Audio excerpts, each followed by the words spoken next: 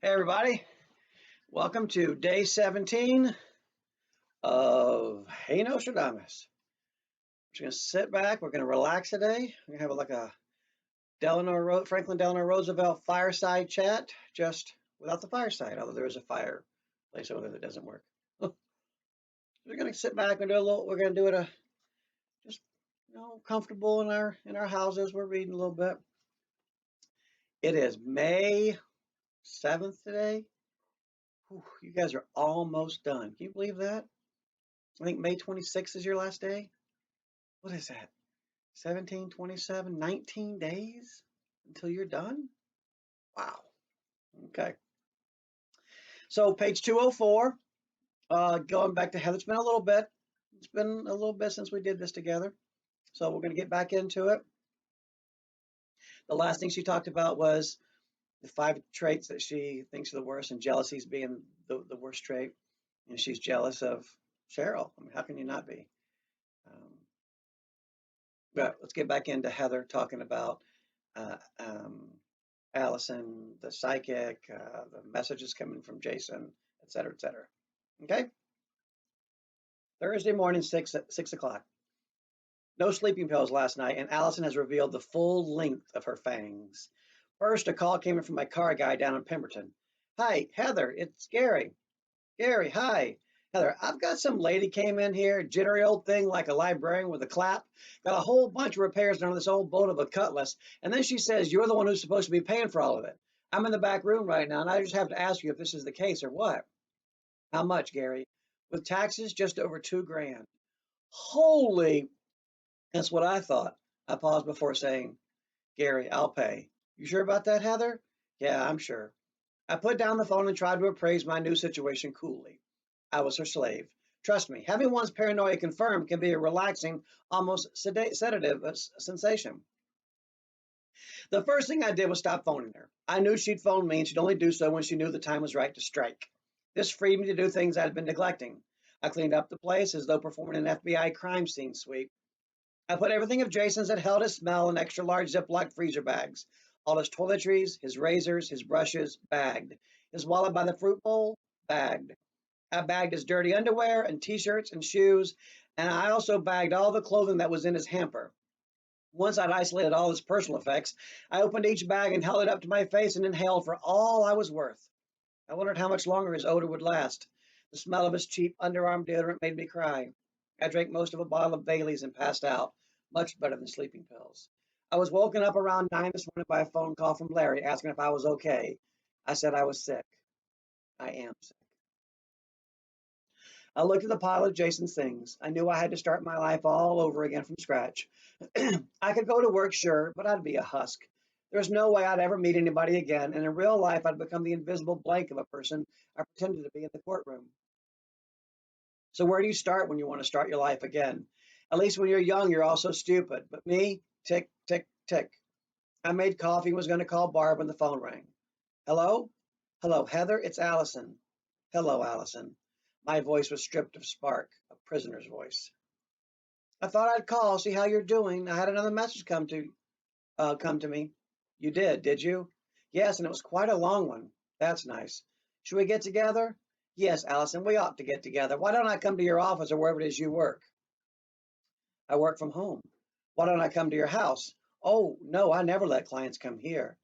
How much is your rate for the session going to be, Allison? That was the clincher. Allison, $5,000. I figured as much. So then where do you think we should meet? I knew that someplace private where I could wallop the crap out of her wasn't an option. So I suggested a restaurant at Park Royal that catered mostly to older diners who like buttery European food. She seemed to like this. Oh, and Heather? Yes, Allison. Cash, please? $5,000. She got a couple of hundred before, a couple of meals, $2,000 car repair, and now $5,000 for this message. Would you pay it? If the one you loved was sending you messages, would you pay it to hear it? $5,000.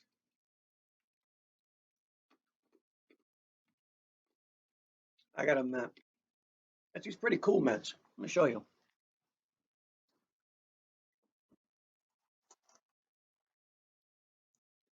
Icebreakers peach iced tea mints.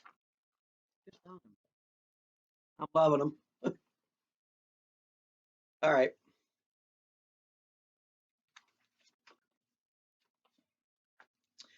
At 1 in the afternoon, I met her there. It was odd pretending to be civil when she was in the midst of vile extortion. Allison said, all this butter and oil, you'd think pensioners would take better care of their hearts. They're just waiting to die, Allison. Give it a rest.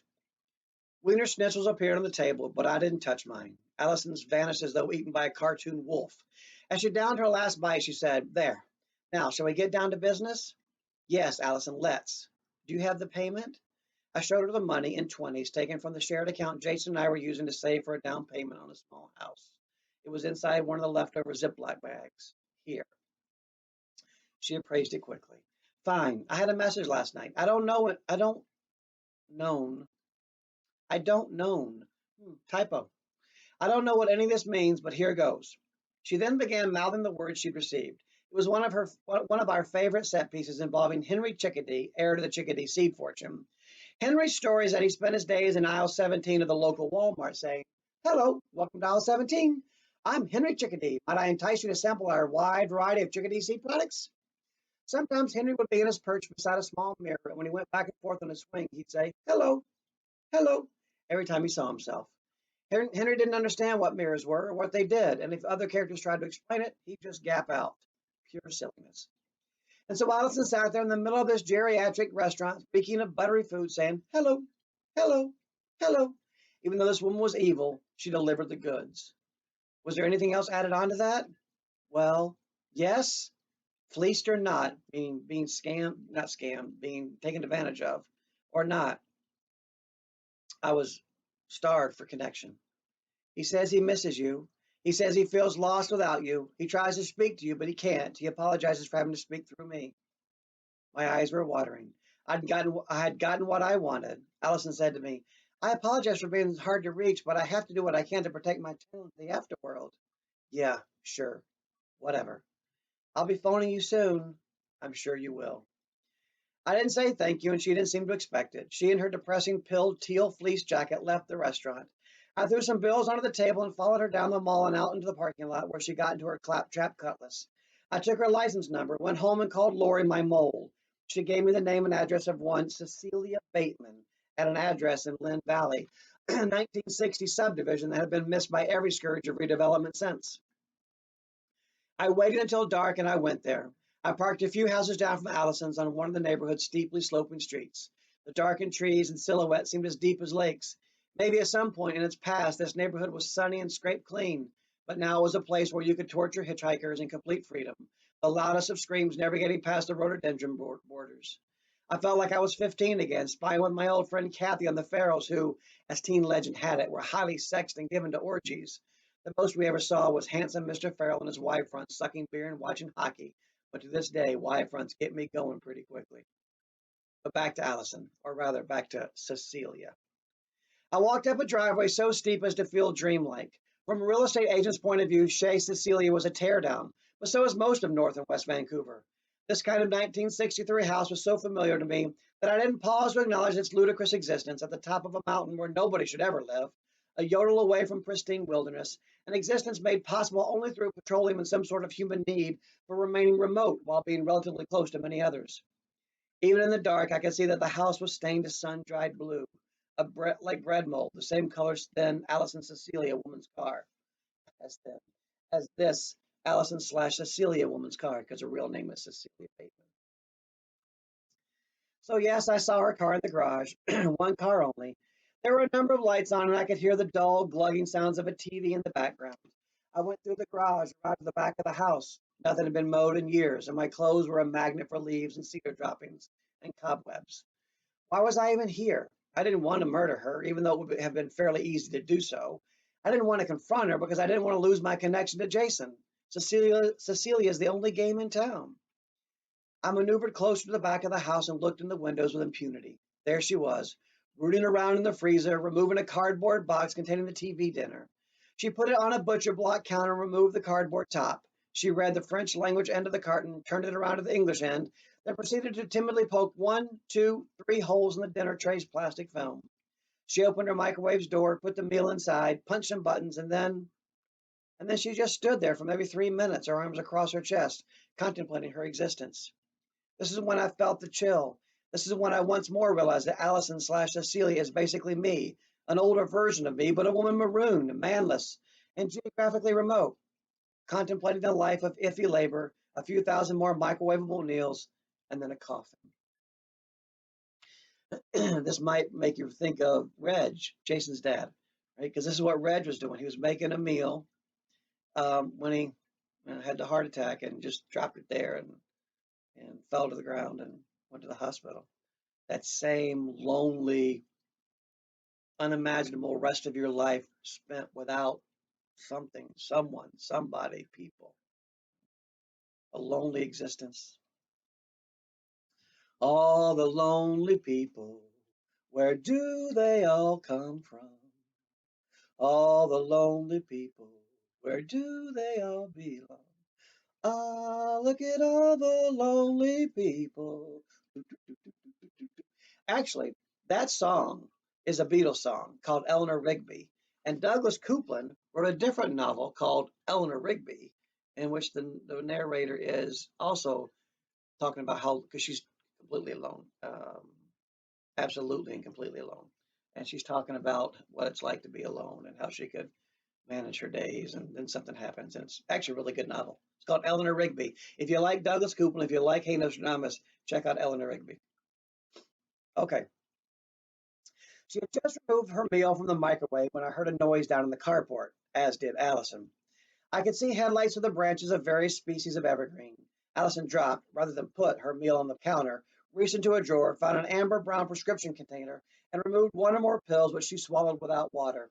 The headlights went out. I heard a door slam, and then watched as Allison stood in the center of her kitchen, the plastic membrane not yet removed from her meal surface.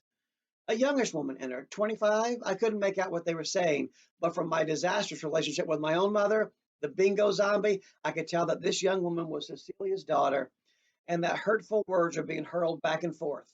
God, how nice to be on the sidelines for this, and not to be the one hurling. For a moment, my sympathies were with Allison until I remembered that she was out to hose clean my bank account while pinballing my emotions to the max. In any event, they went off into the living room, which was on the second floor, up front, not visible from anywhere I could position myself. I circled the house a few times, decided it was time to quit the stalking, and skulked down the driveway to my car. I forgot to brush all of the dead leaves and insects and webs from my outfit first, and discovered a spider crawling across my chest. I had a freak out, madly swiped the thing away from me. When I got back in the car, I was breathing like a dying coal miner as the car door alarms went ding, ding, ding, ding, ding, ding. From there, I drove to Reg's apartment. Reg was obviously surprised when I buzzed his intercom, but he said, "Come on in." The building's lobby smelled of disinfectant, cooking, and dust. The elevator dropped me off on the 18th floor into a muggy, airless little hallway. Jason had once told me how claustrophobic and killingly dark Reg's place was, but it's hard to imagine it being as bad as all that. He was standing at the open door. "Heather?" Of course, I blubbered, cried, sobbed, and Reg motioned me into his apartment. Even through the tears and the emotional funk, I could see it was not all at all the way Jason had described it. I guess it was Scandinavian modern, interior decor not being something I usually notice. Reg could see my surprise above and beyond what was already on my face. "Ruth made me sell everything years ago. Jason told you it was a mausoleum in here, didn't he?" I nodded. "Well, it was. I think most of this stuff came from Durndal or whatever those places are called. I kind of like it. The removal of excess things from our lives is always a blessing. Let me get you a drink. Water. Water them." He brought back a glass of water, a bottle of white wine, and some glasses. "Tell me what happened." "It was her." "I guessed as much. Go on." "She's robbing me blind." "How?" "She's charging me $5,000 a message now." Reg said nothing. "And I'm paying it. She knows things that only ever went as far as our pillows, in tiny detail. Things you couldn't guess at even if you knew Jason and me our entire lives." "Go on." "So I went to her house." Reg flinched. "You didn't do anything rash, did you?" "No, nothing at all. She's a North Van widow living in a junker of a house in Lynn Valley, and she owns me." "Have some wine. Calm down a minute." He was right. I needed to level out, return to my normal stenographical demeanor so I could at least find some detachment. He changed the subject and we talked about small things, but I must have resembled a troll doll covered with yard lint, my mascara running. A few minutes later, he brought me a hot washcloth and a clothes brush, that lint roller thing you do. I scrubbed cleaned my face and removed the spider webs from my sweater. Reg then started the train of thought that has me here at 4 in the morning typing away. Look, Heather, he asked, have you considered all the angles on this? Of course I have. No, really, have you? Reg, you're implying something, but I don't know what. Heather, you're the only person I can talk to anymore. Everyone else is either gone or they've crossed me off their list. That's not true. Barb still talks to. Yes, I know. Barb still talks to me, but only out of duty and I'm guessing loyalty to you. What are you telling me? I'm telling you that I don't believe in psychics. I'm telling you that I don't think the dead can talk to us in any way. Once you're there, you're there. I doubt Jason's been kidnapped and is being held hostage, but at the same time, I can't help but wonder what some other genuine reason for this might be. How could Allison know such intimate? The point is, Allison or Cecilia or whatever her name is doesn't speak with the dead. There is a link between her and Jason. I was speechless. I'm not saying they had an affair or anything like that. The daughter. What? The daughter. That's who I saw coming in the garage. How do you know it's her daughter? Heather? It made perfect sense. Heather, you freaking idiot. Allison has never had a signal in her life. It's her daughter. Jason was using our characters with someone else. Her. That's jumping to conclusions. Is it? I think it is. Jason loved you. He'd never have. I jumped up and told Reg I had to go. He said, Heather, don't go. Not now. You're crazy right now. Oh, dear God, stop where you are. But Reg couldn't change my mind, and I went right out the door and drove slightly drunk to Allison's house, and that's where I am now, parked, typing into my laptop, waiting for the lights to go on inside, watching those two cars in the carport. I can wait here all night. I can wait here forever. So she thinks that Jason's been having an affair with Cecilia slash Allison's daughter, and that's how Allison has all these things. That's It's getting hard to remember who Jason was, that he had a voice, that he had his own way of speaking and of seeing the world. He's like a character in a book, trying to make sense of the world as it played out for him. My own book is just one more tossed onto the heap. How did he speak? How did he smile? I have photos, I have videos of barbecues with him at Barb's and a few risque tapes of us together, which I had the wit not to throw away. But I'm too frightened to watch because they're the end. After them, there's nothing.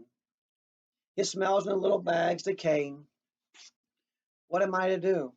Jason was an accident. No, Jason was God coming down and tampering with the laws of nature to effect a miracle in my life. People are hung up on miracles, but miracles are called miracles because they pretty much never happen.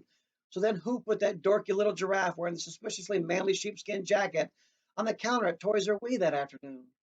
I was his witness. I made him real, and he made me real. I remember being single for so very long. I remember making mental lists of compromises I was willing to make in order to get me to 76.5 years without snapping. Sorry about my voice. If I only go to see 2 movies a week, one by myself, one with a friend, that'll make 2 nights of the week pass without quaking. Don't phone my friends in a relationship too often or I'll look too desperate. Don't become godmother to too many of my friends' children, or else I'll become a maiden aunt punchline. Don't drink more than 3 drinks a night ever because I like drinking and it could easily plaster over all of my cracks. When I was 11, I broke my arm investigating a new house being built in our family subdivision. It spent the summer in a cast like an itching, tormenting worm burning with pink fiberglass strands, and I thought the weeks would never pass. But then they did, and I remember forgetting about that cast not even 6 hours after having it removed. Oh, the cool air. And so it was with Jason. Once he entered my life, I promptly forgot all my years of putting on a brave face while browsing at bookstores until closing time, and of having 1, 2, 3 beers while watching crime shows and CNN. I completely forgot the hateful sensation of loneliness, like thirst and hunger together pressing on my stomach.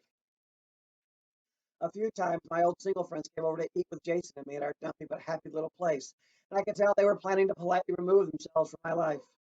All those great women who went with me to Mel Gibson movies and for two for one Caesar night at the keg. I trashed them out of my life, and I could see the fear in their eyes as they realized that they were, each of them, just one more notch alone in the world. Sometimes my lonely single friends would wait until Jason was out and then they'd come visit me, sitting and ranting for hours about how brilliant they were, yet the world was screwing them over, and the core of their being was hollowing as a result. I was prideful. I was glad I wasn't lonely. I wanted to insulate myself from lonely people and, to be honest, so many other forms of human suffering. Heather, you bitch, betraying your friends for some man. Jason, you're not just some man. You're my only guy. but you're fading on me like a waning crescent moon going behind Bowen Island around sunset. The next day you may well be there, but I won't be seeing you. Ugh, this just breaks my heart every time. Ugh. I love the introspection of the characters in this book. I love that they think about real issues, about important thoughts, important ideas, important questions. It's not just surface, you know.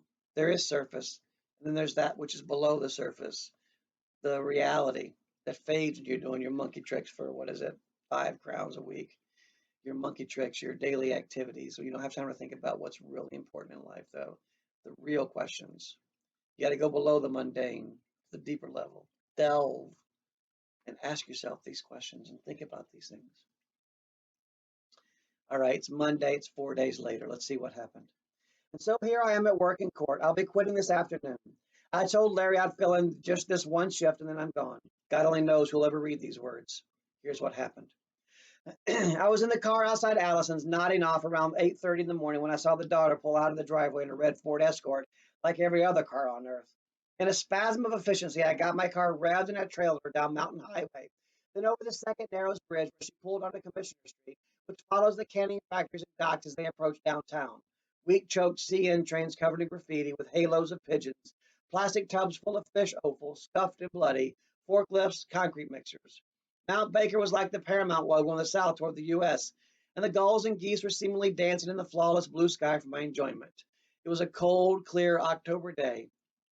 I don't think I ever remember feeling quite so alert as I did following Allison's daughter. The harbor was flat as a cookie sheet, and I had a deja vu that went on for almost half an hour. Usually a deja vu, like happiness, vanishes the moment you recognize it, but not during that particular drive.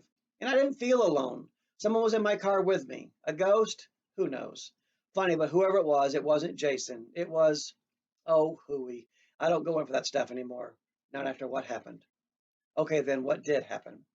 I followed the daughter's car into the small parking lot behind a company that sold marine equipment, a chandlery to use the correct word, in the 1970s cinder block structure. The store was in a mirror industrial part of town, doomed to be gentrified in a few years. Already the artists were starting to invade. Allison's daughter turned off the ignition, got out, stood up, and looked at me from behind her car. I was in the alley and I turned off my engine and sat there and looked back at her, making eye contact across the cars and asphalt. Jason once told me that eye contact is the most intimacy two people can have. Forget sex, because the optic nerve is technically an extension of the brain. And when two people look into each other's eyes, it's brain to brain. Having said that, if I'd had a gun, I don't know, maybe I'd have popped her. So the moment had arrived. She kept staring at me and then she closed her car door and came over. She's been lying to you, she said. I didn't know what to reply. She's been feeding you a line. What could I say? My name is Jessica. I know what you're here for. I can give it to you. Her tone of voice told me that what she had to tell me was neither what I'd expected nor what I wanted to hear. I was a defeated woman, and she knew it. She held out an arm to me, and I came to it as I might have come to that light you're supposed to see once you die. Have a seat here beside the planter. She motioned me to sit down on a concrete planter that had been poured decades ago and was now crumbling like angry gray sugar. I sat, and she pulled some cigarettes out of her purse. You want one? Part of the terror of being told something you know will shock you is that it takes you back to a time in your life when everything really was shocking. For me, that was maybe age 13, when I was essentially friendless and being told by my mother that I'd one day blossom. I remember wanting peers. I remember wanting people in my life who could help me make all the fun mistakes. Crime? Maybe that's why I'm a stenographer. I hesitated and then said, yes, I'd like a cigarette. You don't smoke, do you? This is the second time this week I've had something resembling this conversation. Yes, I want a cigarette. I suppose, yes, I do smoke now. She gave me one and lit it with her lighter and then lit her own. She said, Mom's been telling you some pretty wild stuff, huh? She has. I took a drag and I got dizzy, but I didn't mind. I wanted this experience to have a biological component to intensify it. It's not what you think it is. I started guessing as much last night. You think I slept with your boyfriend, don't you? I put the cigarette down on the concrete. I did. When did you stop thinking that? A minute ago, when you got out of your car and looked at me across the alley over there. You have a clear conscience. I'm sorry I have to tell you what I'm going to tell you. I can shut up if you like. No, don't. I deserve whatever you're going to say. Two crows landed on the pavement across the street and began cawing wildly at each other. Caw, caw, caw, caw, caw, caw, caw, caw, caw, caw, caw, caw. I don't know, something like that. There was this deep throated crow, caw, and then this high pitch, caw, back at each other. There were needles and condoms on the alley's paving. Late at night, this was the sex trade part of town. Jessica put her hand on my forearm. No one deserves this. Heather, here's the deal. Your boyfriend came to my mother about a year ago. He brought this sheet of paper with him. He gave my mom $500 and told her that if he ever went missing, then she should contact you and tell you these things as if he'd spoken to you from the dead or from wherever it was he's gone to. He wanted you to be happy. I sucked in air as if punched. It's the only way to describe it. And so my mom did that with you. She saw the story in the North Shore News that he'd gone missing. Jason. His name was Jason. Sorry, that Jason had gone missing. She called me at work yesterday and told me what she was up to, and I drove to her place and really lashed into her. I'd seen the fight. I trusted this woman. My mom told me how she wasn't answering your calls. She has call display and can count every time you phoned. She's sneaky. She knew exactly what she was doing. She was milking you, and she was going to milk you dry. She has you pegged for another 10 grand. I stared at the ground. Jessica said, smoke your cigarette. So we sat there and smoked. Her coworkers filed in and she waved to them, and there was nothing really out of the ordinary about two women smoking together outside a workplace on a cold, clear Canadian day, October day in the year 2002. Remember, it was a clear, cold October Canadian day in 1988 that the shooting took place. I'm sorry. What did Jason ever get into that make him think he might disappear someday? I don't know. We do. Yorgo. 5 years ago, before I met Jason, I had a depression or whatever you want to call it. And one morning I felt so dead, I called Larry and pleaded bubonic plague. He had seen the clouds accumulating inside me and told me to phone the doctor, bless him. I did. At first, they tried out some of the more fashionable antidepressants on me. They either nauseated me or made me buzzy, and I had to say no to maybe 6 of them. Hey, sweetie. There was one, the 6th one, I forgot the name, which did this odd thing to me. I took it in the morning, and around lunch, I had this impulse to kill myself. I don't mean to shock here. What I'm saying is that people talk about killing themselves all the time, and some people give it a go. And I'd always known that. But this pill, it opened up a door inside me. For the first time ever, I actually understood how it felt to want to kill myself. You want to pause it? Okay, hit the pause button. Not the red one, the pause one above it. Uno momento. I'll be right back. The pause button. No, no, no, no, no, no. With the screen. Touch the screen. The pause button. Bye. Bye. So ask if that can be the solution, okay, honey? All right. Sorry about that. The drug wore off quickly, and the next prescription did the trick. After about 3 months, I was my usual self again and stopped taking anything. The point here is that there are certain human behavioral traits that can be talked about, but unless you've experienced the impulse behind them, they remain theoretical. Most of the time, this is for the best. After my brush with a suicidal impulse, I listen with new ears to others when they speak on the subject. I think there are people who were born with that little door open, and they just have to go through life knowing that they might jump through it at any moment. In a similar vein, I think there is the impulse to be violent. When Jason and I fought, I'd be so angry that my eyeballs scrunched up and I saw black and white geometric patterns inside my head. But never, ever would I consider hitting him. And Jason was the same way. We spoke about this once during the lunch down by the ocean about anger and violence. And he said that no matter how angry he ever became with me, violence wasn't an option for him. It didn't even occur to him. He confided that there were other situations where violence was an option for him. Obviously, the Delbert massacre, but who knows what else? What else he's talking about is when he could have smashed Yorgo's head in, but he chose not to, which then led to his disappearance and all this that's going on right now. So by doing the anti-murder, by doing something good, it actually wound up being bad. But at least he had 3 years of good before it went bad. Tough, right? It's tough. I suppose I'll go to the grave wondering what they were, but with me, no. Why am I saying this? Because Jason simply didn't have the suicide impulse, nor do I think he was a violent guy. So I don't worry that he jumped from a bridge or got killed in some fight. I should add that when Jason and I fought, the characters went away. To have dragged our characters into a fight simply wasn't a possibility, any more than suicide or hitting each other. Our characters were immune to the badness in the world, a trait that made them slightly holy. As we didn't have children, they became our children. I worried about them the same way I worried about Barb's kids. I'll be having it my day walking around the dog run down at Ambleside, say, and then suddenly, pow, my stomach turns into a pile of bricks and I nearly collapse with anticipatory grief as I realize the boys could burn themselves or be kidnapped or be in a car accident. Or I'll be near tears when I think of Fraggles alone by himself in an apartment with nobody to phone, no food in the fridge, maybe drinking some leftover Canadian Club, wondering why we even bother going on with our lives. Or I worry about Bonnie the lamb, recently shorn, lost from the flock, cold and sick with loneliness on the wrong side of a raging river. I probably don't have to say much more on the subject. And then there's me, sad little me, living in a dream, staring out the window, never again to find love. With Jason, I thought I'd finally played my cards right, and now I'm just one more of those broken, sad people out there, figuring out a year in advance where they can have Easter and Christmas dinner without feeling like a burden or a duty to others, cursing the quality of modern movies because it's so hard to fill weeknights with movies when they're all crap, and waiting, just waiting for those 3 drinks a night to turn into 4, and then, well, then I'll be applying my makeup in the morning, combing my hair, washing my clothes, but it's not really for anyone. I'm alive, but so what? After my cigarette with Jessica, I drove back to Lynn Valley up to Allison's house. I know her real name was Cecilia, but she remains Allison to me. Her cutlass was in the carport. Newspapers are still on the front doormat, so I picked them up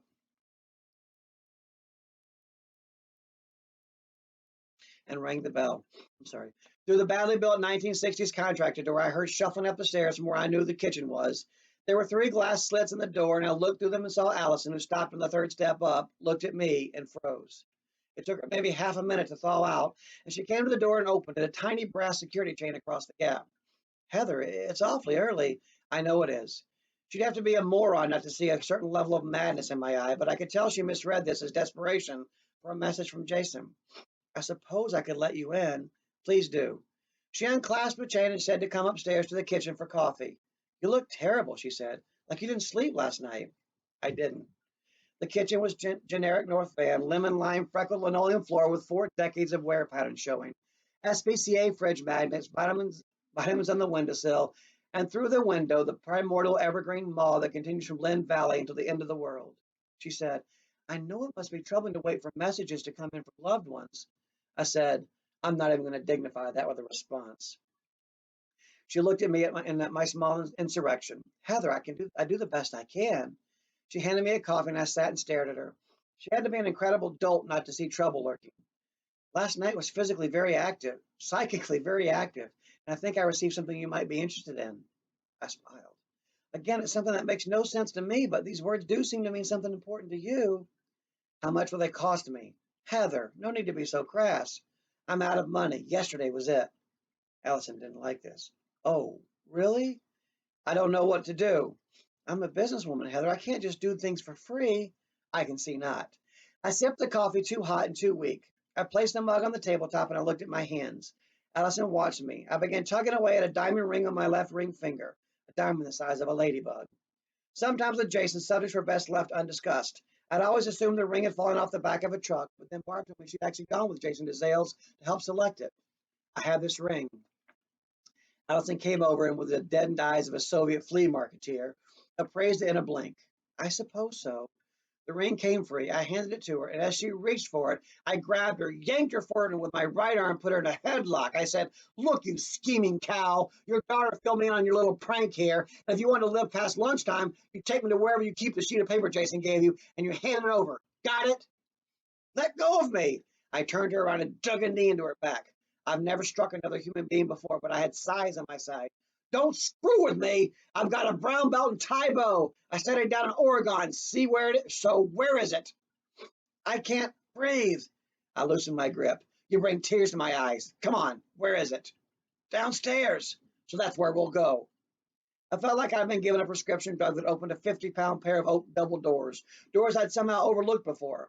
To be even clearer, I felt like a man.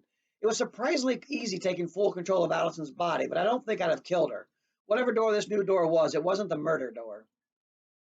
The stairs were tricky but doable. We entered a room that must have once been Glenn's office, but had over the years been converted to a transient storage area for bankers' boxes full of old books and papers. A sun-bleached litho of mallard ducks in a flight had been removed from over the desk and leaned against the floor below, leaving a ghostly rectangle on the wall. Straddling the ghost was a brass-framed piece of fuzzily photographed flower embossed with some sort of poetic nonsense in it, the casual fake handwriting font people use on invitations to their second and third marriages. Allison's feminizing touch. The room had an aura of bankruptcy and defeat. Where is it? In the middle drawer. Let's go fetch it then, shall we? We approached the desk with the gracelessness of captor and captive. I allowed her just enough mobility to open the drawer, and once it was open, I yanked back her arm and said, "Let me do a quick inspection here for guns and knives." I mussed through the desk contents, and then I saw Jason's handwriting on some sheets of crumpled pink invoice paper from his boss's contracting firm. On seeing it, the same stuff he wrote the letter to his sons on. On seeing it, I squealed and let go of Allison and picked it up and held it to my chest. She fell to the floor and was about to rise and then ended up just slumping against a bookcase. She said, "I suppose you're—" "Oh, shut up."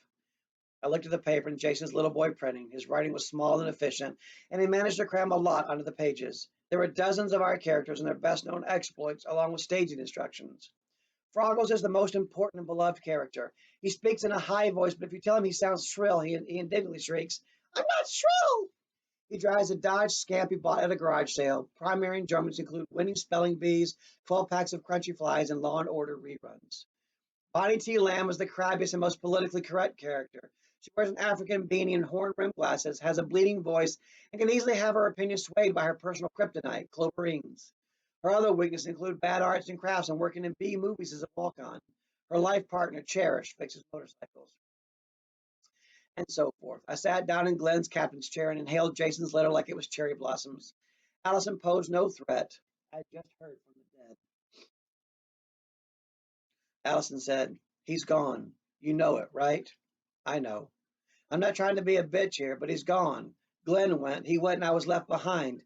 This big stupid house and me and nothing else, and our savings lost in some idiotic tech stock." I looked at her. "The only reason I became a psychic was to try and reach Glenn. I thought that maybe if I pretended to be one, I could become one.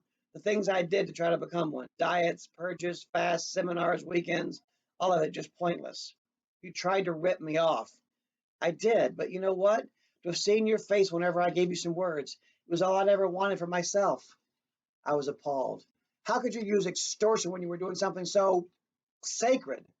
Allison turned toward me, amused that I didn't get her punchline. "Well, my dear, I'm broke. When you're my age, you'll understand."